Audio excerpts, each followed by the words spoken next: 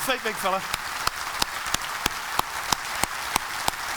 The fact that I'm able to sit with Bunton and Murray, well, if you sort of never really sat back and looked at your own CV and you just read theirs, and all of a sudden your name's beside them, to borrow a line for BT, wowee. You know, it's quite incredible. This is the best individual honour that I've ever received in my life, and I'm thankful for that. If there was one role model, I think I've rolled out in 1,000 speeches, and I know Lynchy's rolled out, and I know several other guys have rolled out. Sean Hart's always been the example of that. You know, ultimate team player, the absolute respect, wasn't the star, did his job, knew how to do it, you know, really suppressed his ego for the benefit of the team. Now not only a Norm Smith medalist, but now he's a Hall of Famer. I mean, that's quite amazing. And Roger Merritt was just an incredible leader. I remember many times having Smarty, who was our old property steward, and Roger was out the back having a fag with Smarty, always.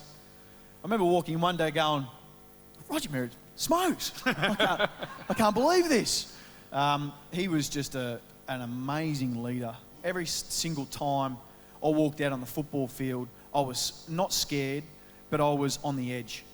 And I was always not sure what would happen. The one thing that always, you know, I guess got me through that moment was I just always made sure that when I went and turned up the football, that I knew if there was a guy going to stand beside me today, he had to be better prepared than me. He had to want it more than me. He had to want to compete harder than me. And I thought, if you can do that, then you're going to have a good day. And if you have that good day, then well done, son. Because, you know, I'll take my hat off to you. And that's the way I try to approach every single time that I played.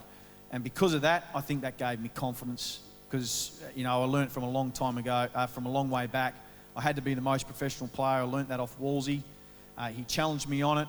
And, you know, as a result of that, I guess the other part to it was I had an insatiable appetite to win. I wanted to win.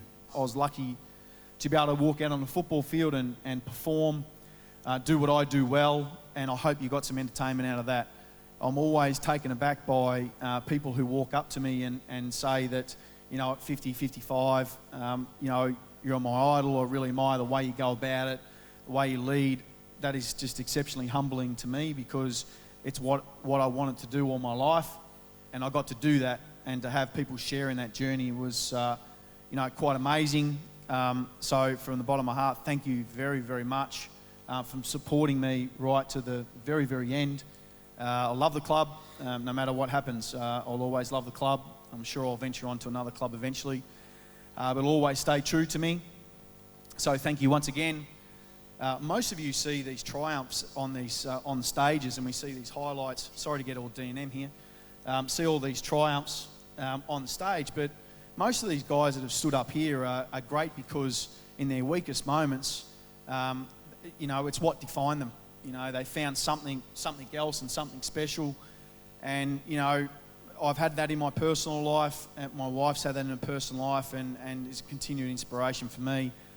But it's the things that often you don't see is why we sit here, and it's not on centre stage. It's sometimes when it's on the Monday to Saturday, and we go train and we go turn up, and the things in our lives that happen, and that's what I remember. And the significant thing is my teammates, my family, my friends. They are significant in my life. And they're significant because they gave me opportunity, and through that opportunity, if you turn up often enough, there is greatness right there. And I guess for me, the fact that I stand here with legend status means that we stood up when that opportunity presented itself. And I thank those people for that.